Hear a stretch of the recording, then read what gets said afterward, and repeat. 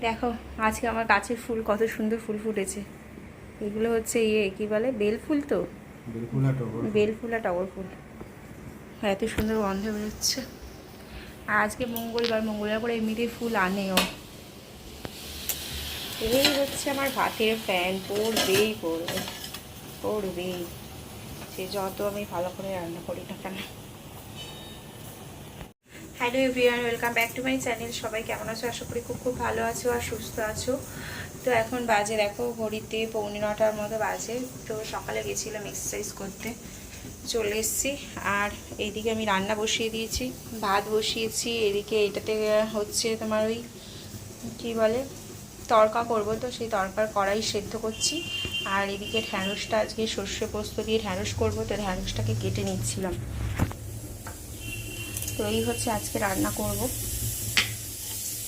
দেখো আমার সব ঢ্যাঁড়সগুলো কাটা হয়ে গেছে, ছুরি দিয়ে কেটে নিয়েছি। এরকম গোটা গোটাই কেটেছি, ছোটো ছোটো ঢ্যাঁড়স তো সেই কারণে।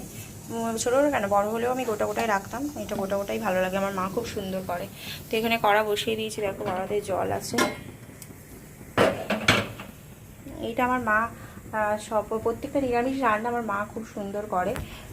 নিরামিষ আমি যাই বলো, মা ভীষণ ভালো রান্না করে। তো সেরকম আমি পারি না, তবু আমি চেষ্টা করি মায়ের মতো করে করতে। আর কড়াইতে দেখো তেল আর একটু শুকনো লঙ্কা দিলাম, আর সামান্য একটুখানি পাঁচফোড়ন দিয়েছি, সামান্য জাস্ট নামমাত্র একটু ফ্লেভার আসবে বলে। আর এরপর আমি ঢ্যাঁড়সগুলো সব কড়াইতে দিয়ে দিচ্ছি। দেখো পরপর সমস্ত ঢ্যাঁড়সগুলো এখনই দিয়ে দেবো, দিয়ে একটু হালকা করে ভেজে নেব। গ্যাসের ফ্লেমটা না জোরে রেখেছি, গ্যাসের ফ্লেমটা আস্তে করছি না, মানে এই টাইমটা একটুখানি মানে তাড়াতাড়ি করে ভেজে নেব। তো গ্যাসের ফ্লেমটা জোরেই থাকবে, না তো ওই কী বলে ঢ্যাঁড়সের ওই ইয়েগুলো। এখন আমার ঢ্যাঁড়সটা মোটামুটি ভাজা ভাজা মতো হয়ে এসছে হালকা। আর নুন দিইনি, তেল দিয়ে হালকা ভেজেছি।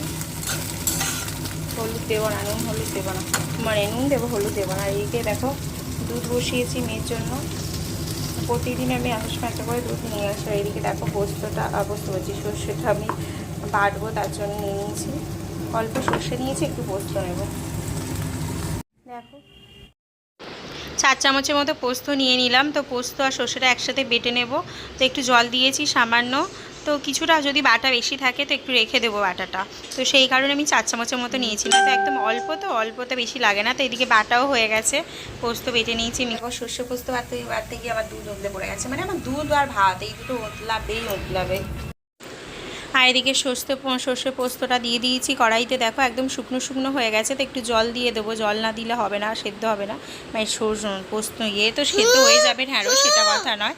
আর এদিকে দেখো আমি ভয়েস ওভার দিচ্ছি, আর আমার মেয়ে এদিকে মা করে ডাকছে। কি হয়েছে বলো, কি হয়েছে?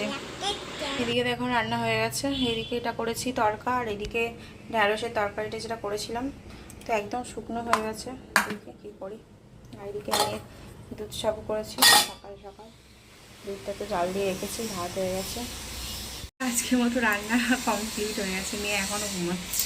আবারও অনেক দিন পরে বৃষ্টি হচ্ছে, দেখো বেশ ভালো জোরে বৃষ্টি হচ্ছে। দেখো শোনাই, ফোনটা পড়ে যাবে। এসছে এখানে ভিজে জামা কাপড়। দাঁড়া তুই দাঁড়া, জামাটা ছাড়। ওইদিকে তাকা, আমার দিকে তাকা। ও এদিকে ভয় আছে পিছনে, গুড়মুড়ে বুড়ো। জামাটা ছাড় না।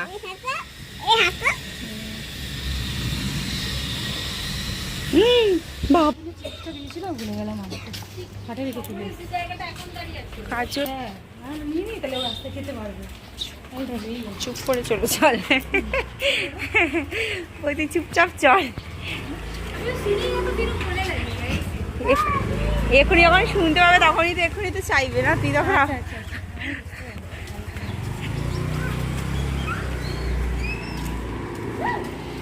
কুই করিস না। এই এখানে দেখে চাবি, চোখে আমি এবার দেখতে পাচ্ছি না, নোংরা কথা। চারিদিকে দেখো দেখাই সোনমকে, সোনম সবাই সেজেছে, আমি শুধু বাদে।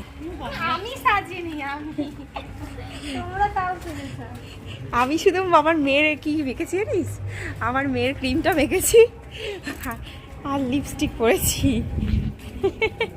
এই সে জনসেস বেবি। আজ কত তারিখ?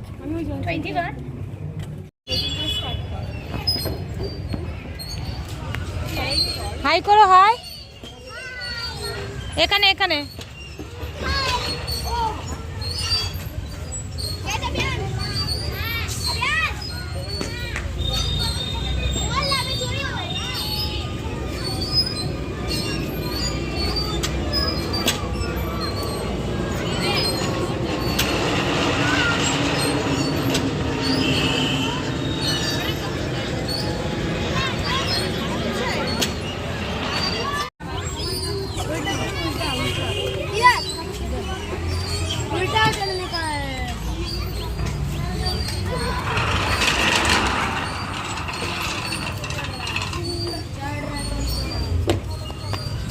আর এদিকে দেখো বিকালবেলা আমরা সবাই মিলে একটু পার্কে চলে এসেছি। পার্কের সামনেই তো মেলা হচ্ছে, আগের দিন দেখালাম তোমাদের যে মেলাটাতে।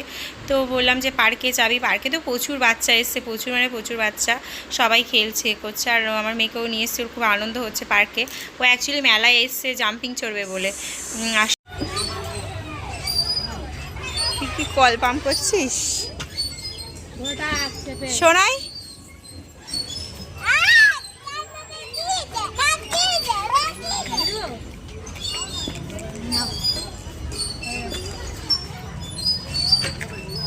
কোথায় গেল দেখ দেখ, মেয়েটা কোথায় গেল? এখানে ও বসে আছে, চল আস্তে আস্তে আস্তে আস্তে ওঠ।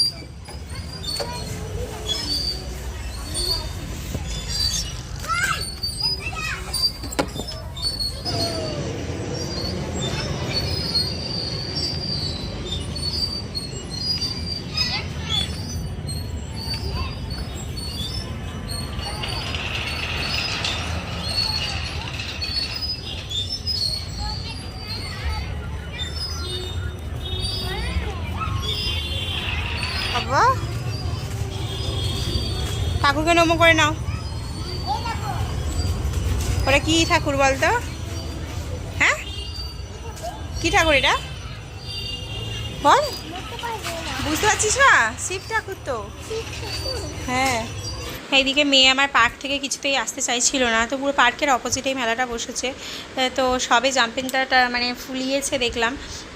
তো আমি বললাম যে জাম্পিংয়ে চড়াবো, তাড়াতাড়ি চল তাড়াতাড়ি চল, তো বলতে জাম্পিংয়ে চলে এলো। আর এখানে দেখো এটা মা শীতলা মন্দির।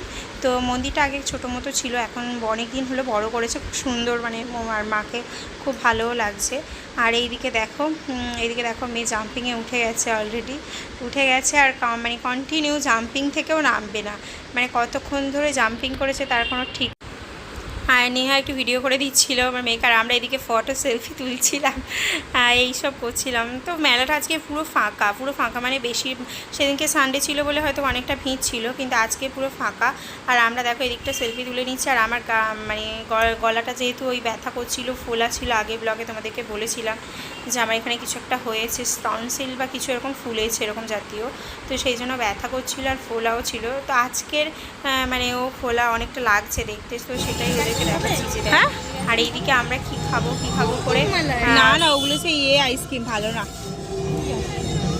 না ওইসব খেতে।